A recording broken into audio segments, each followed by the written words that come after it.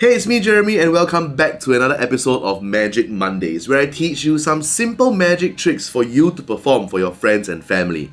So if you like magic, don't forget to subscribe to this channel right now. If you're ready, let's begin.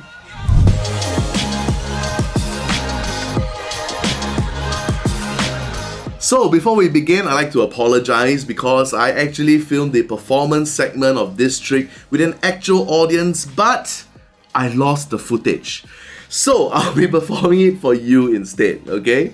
Here we go. Deck of cards. At this point, of course, they can shuffle the cards any which way they like. And now you instruct them to cut the cards exactly in half. To do that, they just have to count 26 cards. So here we go. 3, 6, 9, 12, 15, 18, 21, 24, 25, 26. Okay? It is important that they count exactly 26 cards. Now they can select any pile and cut off a small portion and put it aside. Say for example, they select this pile, they cut a small portion and put it aside over here. Okay. The rest of the cards, they can now, again, if they want to, they can shuffle the cards and select a card. Any card that they like, they can have. So in this case, let's take a look. The Queen of Diamonds. Okay. Now, I'll tell them to remember the card and don't forget it. That's very, very important. The rest of the cards goes on top, just like that. At this point, we know a few things. It is not somewhere near the top or somewhere near the bottom. It is really lost somewhere in the packet, okay? Now we're going to shuffle the cards a bit more with a very interesting way. Taking the top and bottom cards at the same time and putting them down onto the table like that. So that you evenly shuffle the cards, okay? We've got to make sure that they do it all the way right down to the very last card, alright? Now remember, from the very beginning, before they even selected a card, they cut a small portion of cards and place them aside. Now clearly they have no idea how many cards they've cut to, but let's count them. Okay, here we go. 1, 2, 3, 4, 5, 6, 7, 8, 9, 10, 11, 12, 13. 13 cards. Here's the interesting part. What if they count 13 cards from this deck? Let's take a look. 1, 2, 3, 4, 5, 6, 7, 8, 9, 10, 11, 12, 13. Call it coincidence or magic, but every time they do it, they will find their card, the Queen of Diamonds. What? Now, let's learn how to perform this card trick. Today we are using the CardVolution Genesis playing cards. This deck features a minimalistic 2-logo back design with a bright Pantone red border. These cards are printed by the Taiwan Playing Cards Company and they are preferred by many magicians and cardists. On to the tutorial. Now, to perform this trick, you must be able to execute an overhand shuffle, okay? That's all. It's a prerequisite to doing this trick. There is a small slide involved, the overhand shuffle, which I'll explain to you as we go along, alright? So let's begin. The audiences shuffle their deck of cards. You have to make sure that it is indeed a full deck of cards, 52 cards, okay? After they're happy with shuffle, ask them to cut the cards into 2 packets. And they can do this in many ways. They can deal 1 card on each packet and then, deal all the way up to the rest of the deck so that you have 26 cards each. Or, alternatively, they can also just count 26 cards.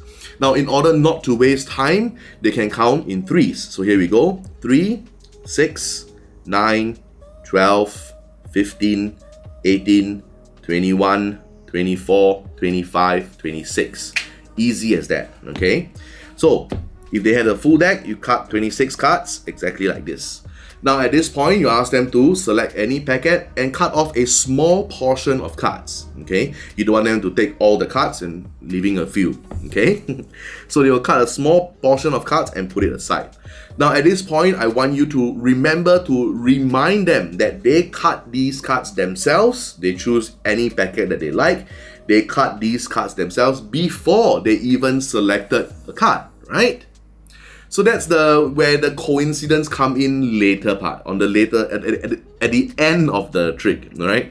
With the other packet, not this one that they just cut, with the other packet, pick up the cards, you can hand it to them, they can look through it, and select 1 card that they like, okay? In our case, we're going to select the Ace of Spades, so it's easy for you to remember, okay?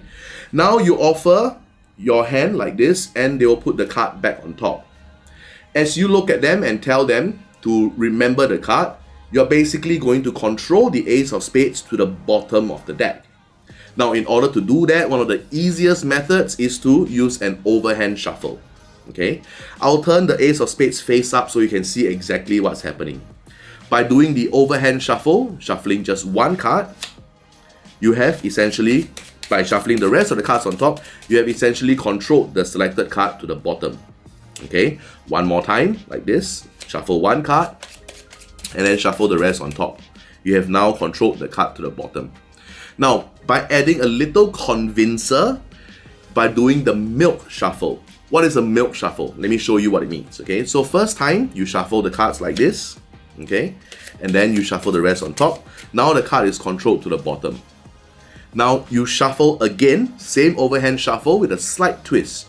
What you want to do is to apply pressure on the back and the front of the cards and pick up everything that is in the center like this, okay?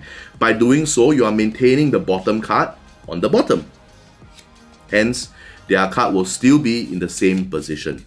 Okay, one more time, like this, and then you apply pressure on the top and bottom, and then you remove top and bottom cards, and then you shuffle the rest of the cards on top. So in normal speed, it will look like this. This time I'll turn it face down. Their selected card, ask them to place it back here, and then you say this, okay? When you see your card again, will you remember it? You will, yeah? It's very important, okay? That's it, right?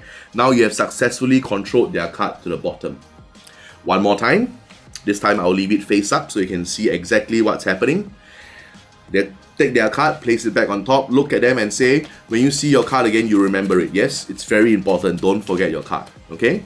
And you're done. Now, their selected card is face up. Their selected card is on the bottom, okay? What you do, careful not to flash the bottom card after you shuffle the cards. Simply put the rest of the cards on top, like so, okay? And you're done.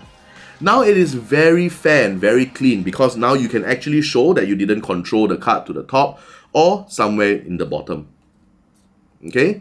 Now the main secret of this trick is this next part where you shuffle the top and bottom cards again, another milk shuffle, but done this way, okay? Done very openly. So here we go, you take the top and bottom cards and place it down on the table like this. Okay? Now if I were to continue doing it without saying anything, it will seem very boring to the audience and you want to keep the tempo up. So you can start off by saying, now we're going to shuffle the cards even more, taking the top and bottom cards so that we can shuffle the cards evenly like this and make sure we do it for every single card. Okay? And you're done. After this, you square the cards and then now what you say is, remember right from the very beginning, before you even selected the card, you cut off a small packet of cards and place them aside. Yes? Do you have any idea how many cards you cut to? No, there was no way to know until we count the cards. So, count the cards and here we go. 1, 2, 3, 4, 5, 6, 7, 8, 9, 10, 11, 12, 13, 14 cards. Now, if you take these packet of cards, hand it to them, and let them count to the 14th card. 1, 2, 3, 4, 5, 6, 7, 8, 9, 10, 11, 12, 13. On the 14th card, they should find their card, the ace of spades.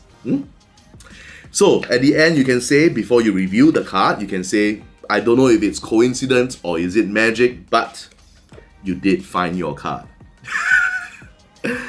And that is the explanation for this card trick. What I like about this is that it is very simple to perform, yet very amazing. Agree? I mean, they have predicted themselves using their gut feeling. Or you can also say, if you perform it for a lady, you can say that you are using your women's intuition. Or you can perform it for multiple people, like two of them. One guy and one girl, okay? So the girl will be the one to cut the small packet. That is the women's intuition, and then the guy can be the one selecting the card. So there are many ways you can go about doing this effect. You can perform it for one person, you can perform it for multiple people as well. I hope you're enjoying Magic Mondays. It is an extension of my card magic workshop listed over here. Do me a favor, don't forget to like this video, subscribe to my channel and turn on the notification bell so you won't miss a video. Thank you so much for watching. You guys take care, stay safe, and I'll see you on the next one.